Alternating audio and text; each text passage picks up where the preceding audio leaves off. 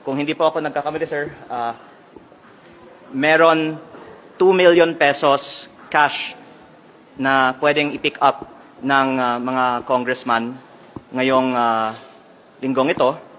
At baka yung iba, mas mataas, baka yung iba, for whatever reason, hindi binibigyan. Hindi ko po alam kasi hindi ko po kinukuha yung akin.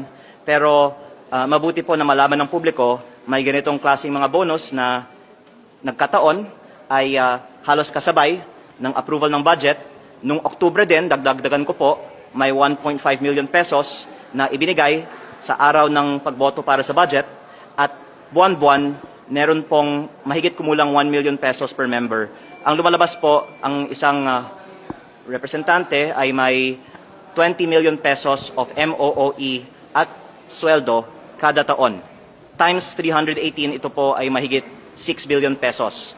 Ang MOOE budget ay itinaas ng 7.8 billion pesos. Kaya in some ways po, maaari nating sabihin na as